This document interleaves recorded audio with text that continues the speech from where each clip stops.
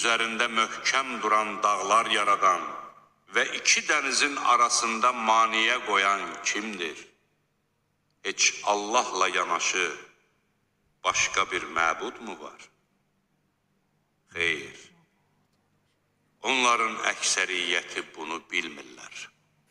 Darda qalan kimsə, yalvardığı zaman ona cavab verən, şəri sovuşduran və sizi yeryüzünün varisləri edən kimdir? Heç Allahla yanaşı başqa bir məbud mu var? Siz necə də az düşünürsünüz?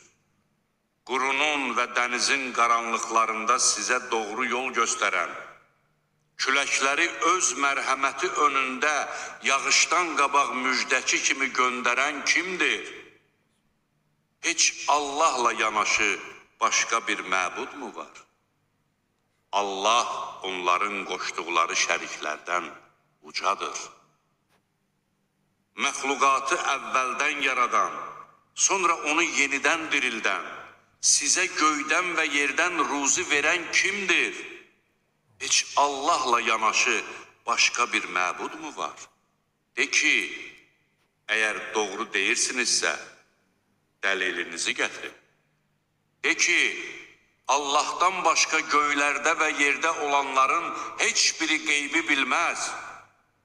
Onlar nə zaman diriləcəklərini belə bilmirlər. Həm də onların elmi axirəti qavrayıb dərk edə bilməz. Üstəlik də onun barəsində şəkki şübhə içindədirlər. Hətta ona qarşı kör kimi baxarlar. Kafirlər dedilər, məyər biz və atalarımız torpağa qarışdıqdan sonra qəbirlərdən çıxardılacağıq? Bu dirilmə həm bizə, həm də əvvəllər atalarımıza vəd olunmuşdu. Bu, keçmişdəkilərin uydurduğu əfsanələrindən başqa bir şey deyildir.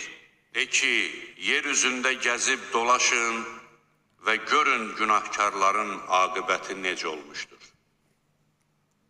Onlara görə kədərlənmə və qurduqları hilələrdən ötürü də ürəyini sıxma. Onlar, əgər doğru deyirsinizsə, bu vəd nə vaxt olacaq deyirlər.